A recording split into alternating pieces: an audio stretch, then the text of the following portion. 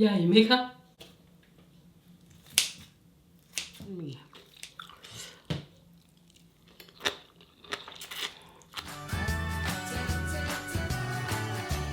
กินไปไทยหลังสวัสดีค่ะ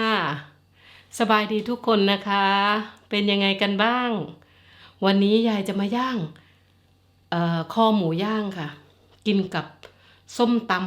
ตำใส่เส้นหมี่นะคะนั่นแหละค่ะยายก็จะย่างใส่เตานี้เลยใส่น้ำมันพอให้เนื้อไม่ติดกระทะนะคะแค่นั้นแหละแล้วเดี๋ยวยายใช้กระดาษเช็ด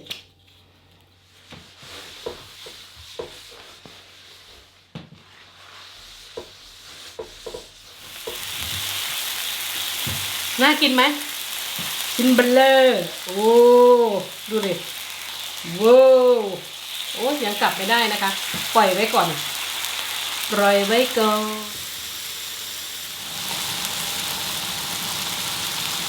นี่ค่ะกลับด้านแล้วก็จะเป็นแบบนี้นะคะ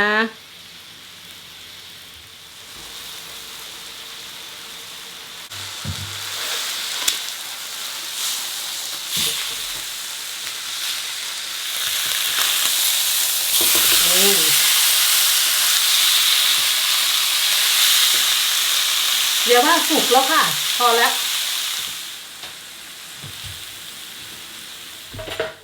มาค่ะมากินกันเสร็จแล้วยายก็จะทำการตัดเนื้อนะคะนี่ค่ะยายก็จะเอามาตัดเป็นชิ้นอย่างนี้เลย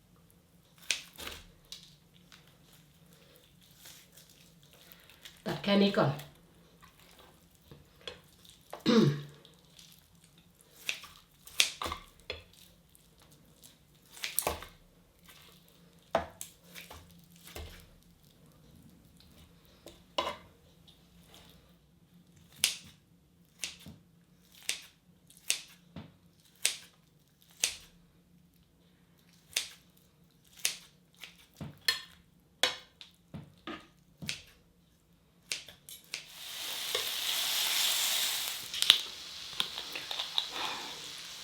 กระหายน้ำค่ะอยู่กับความร้อน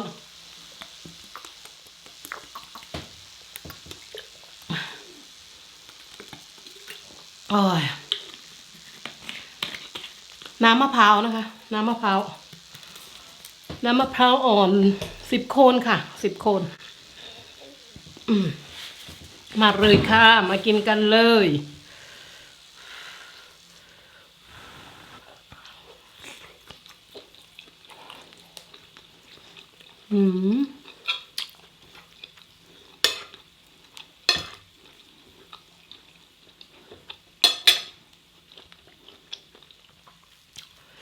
อย่าตำใส่เส้นหมี่นะคะตำใส่เส้นหมี่ธรรมดาของเราน่ากินไหมเคยลองตำใส่หลายเส้นแล้วค่ะ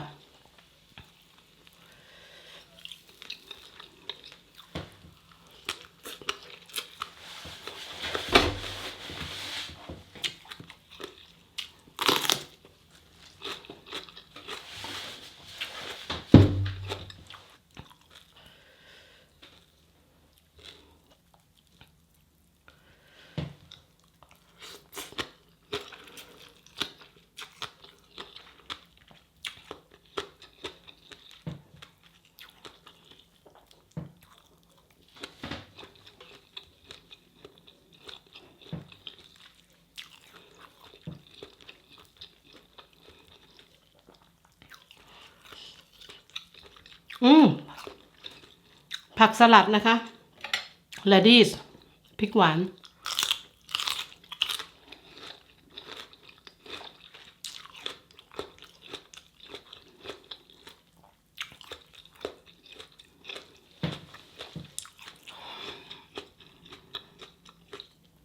วันนี้หิว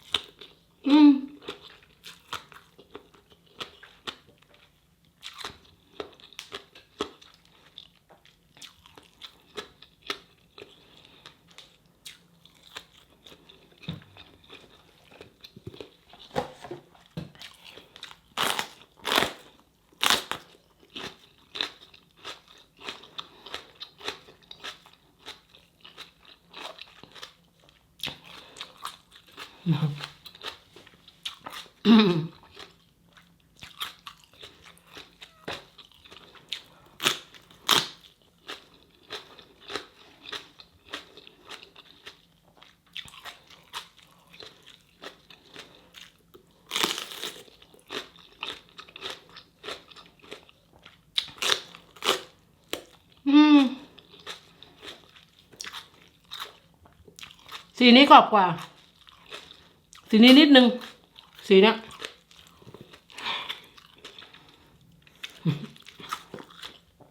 ยายออกชื่อสีไม่ได้นะคะเพราะว่า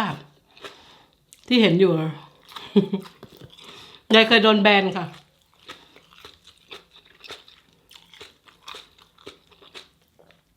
ก็ถ้า YouTube ได้ยินสี2 สีนี้แล้วแบบแล้วคนไทยพูดนะคะเขาก็จะขอตรวจนี้นะใครเป็นยูทูบเบอร์ก็ระวังหน่อยนะคะ พูดได้ค่ะ แต่ถ้าเปรียบเทียบเนี่ยเขาก็จะคือคอมพิวเตอร์เขาก็จะกรองออกมานะคะว่าเราพูดเรื่องอะไรแล้วมันเสียเวลา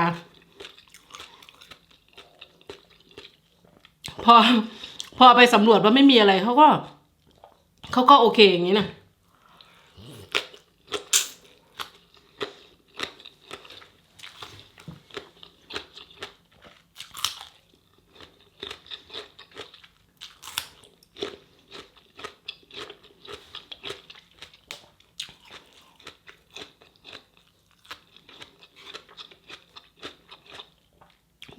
นุ่ม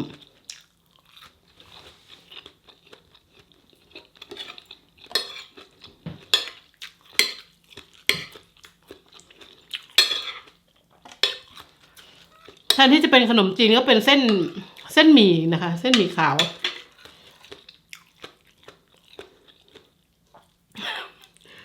ไม่อยากบอกว่าไม่มีเส้นขนมจีน อย่าว่าเป็นเมนูสร้างสรรค์นะคะ เส้นหมดทุกอย่างเลย มีเส้นหมี่เส้นเดียวอยู่ในบ้านกับมาม่าแต่ยายมาม่ายายก็เคยกินแล้วเนาะแต่เส้นหมี่ยังไม่เคย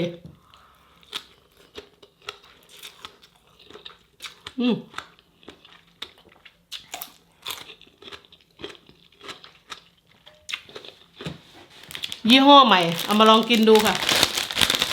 นี่ค่ะ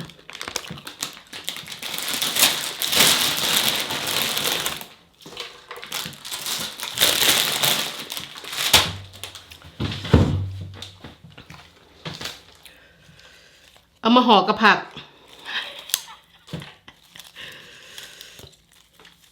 แล้วก็กินกับส้มตำเราก็จะได้ผักที่กรอบ amazing ขอบคุณสำหรับทุกคอมเมนต์เหมือนเดิมนะคะ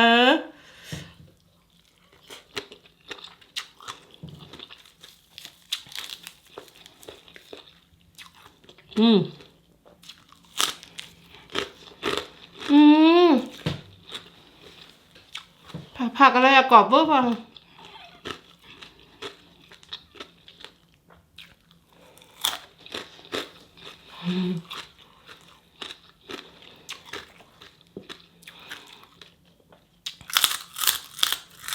ว่าจะเอาสอดเข้าไปในนี้แล้ว อันนี้ก็กรอบเวอร์บางอยู่แล้ว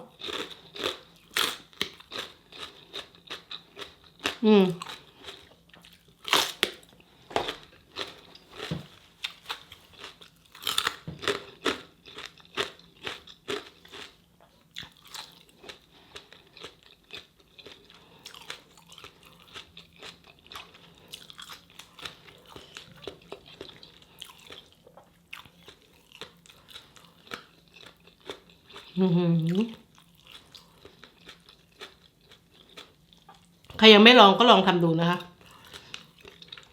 ตำซั่วใส่เส้นหมี่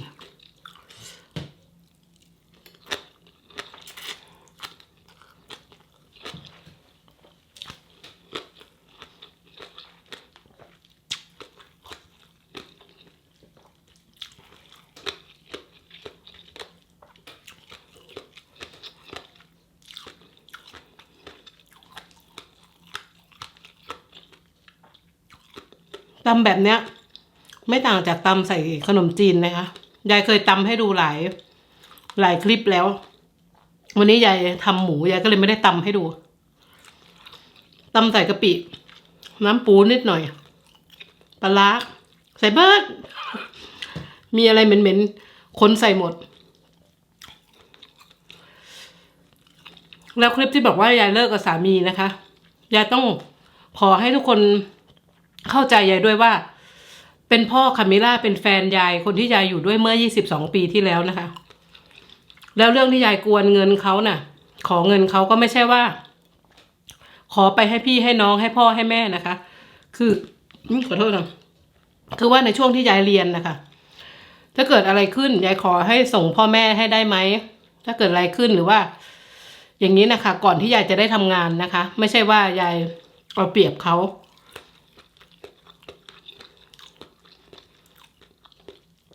เพราะว่าที่นี่ต้องเรียนหนังสือค่ะเรียนภาษาเขาก่อน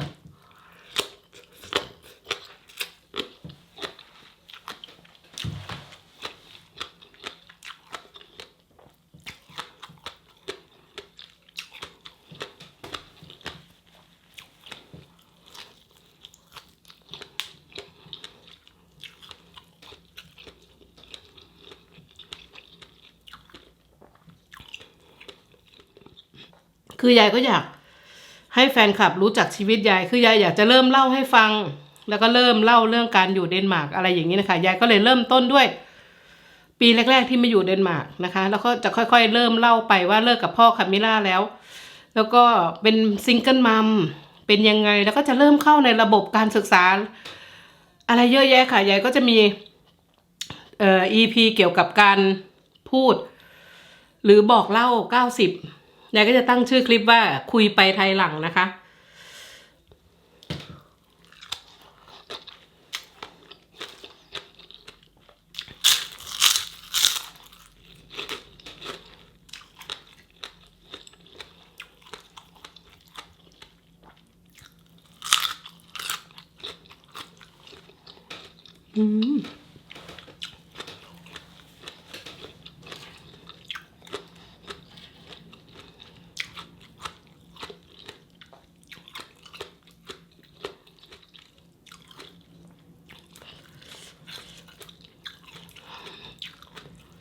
เพราะว่ามีหลายคนคอมเมนต์มาไม่เข้าใจว่าไปขอเงินฝรั่งทำไม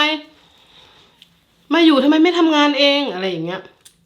ต้องเข้าใจด้วยนะคะว่ายายไม่ได้ขอแบบนั้นคือตอนที่ยายพูดออกไปอ่ะเพียงแต่ว่ามันเป็นหัวข้อหลักๆใหญ่ๆที่ผู้หญิงหลายๆคนมาอยู่นะคะ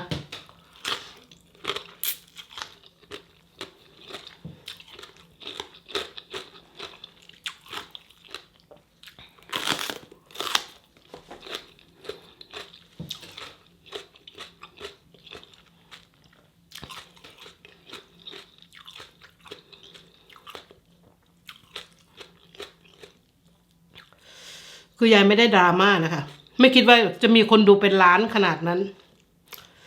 จะมีคนดูเป็นล้านวิวเพราะว่ายายแค่อยากทำความรู้จักกับ FC กับแฟนคลับยายนะคะคืออยากเริ่มเล่าตั้งแต่มาอยู่เราก็จะเล่าไปเรื่อยๆเล่าไปเรื่อยๆเพราะว่าบางสิ่งบางอย่างมันก็มีประโยชน์นะคะสำหรับแฟนคลับใครที่อยากจะมาอยู่เมืองนอกหรือว่าคนที่อยู่เมืองนอกเป็นยังไงยายก็จะเล่าแต่เรื่องชีวิตยายอะไรอย่างเงี้ยอร่อยเพราะคนที่นี่ต้องเรียนภาษาค่ะแล้วมันใช้เวลานาน2-3 ปีอย่างเงี้ยยายก็ไม่รู้ว่าเฮ้ยถ้าเกิดอะไรขึ้นเราก็ต้องคุยกับเขาเนาะกันไว้ก่อนแต่คำที่ยายไม่ได้บอกหมดอยู่ใน EP แรกอะไม่ได้บอกหมดไงคะว่ายายต้องเรียนหนังสือ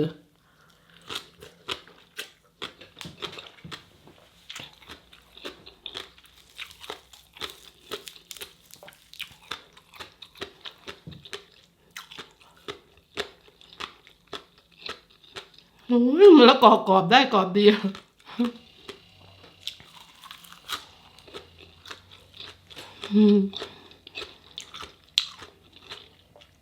แซ่บ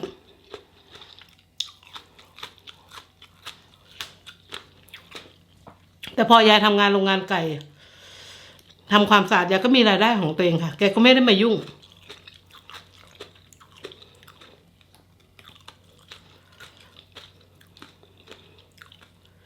แฟนยายคนเก่าเนาะ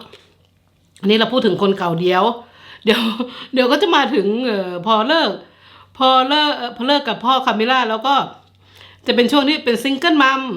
แล้วก็จะเป็นช่วงที่แบบว่าสนุกสนานมากช่วงซิงเกิลมัมนะแล้วก็มาเจอแฟนยายก็จะเล่าให้หมดเลยค่ะ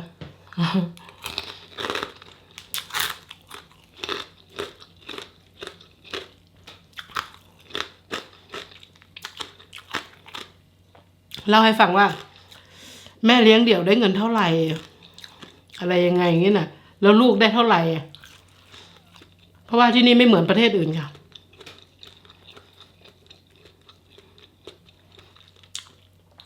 มันเป็นอะไรที่น่าเหลือเชื่อมากถ้าใครได้ยินแล้วต้องฮะมีด้วยเหรออย่างนี้นะเดี๋ยวเตรียมฟังกันค่ะว่ายายจะเล่าอะไรให้ฟังแล้วทุกคนก็จะมาอยู่เดนมาร์กฉันจะมาอยู่เดนมาร์ก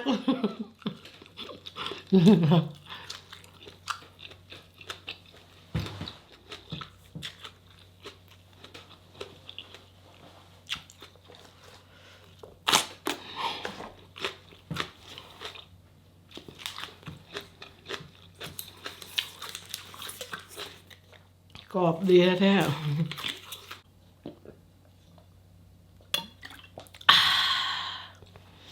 มีแรง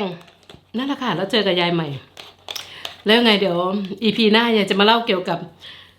สวัสดิการแม่ไม้นะคะแล้วทุกคนจะร้องเฮ้ยไปอยู่เดนมาร์กกันเจอกันค่ะ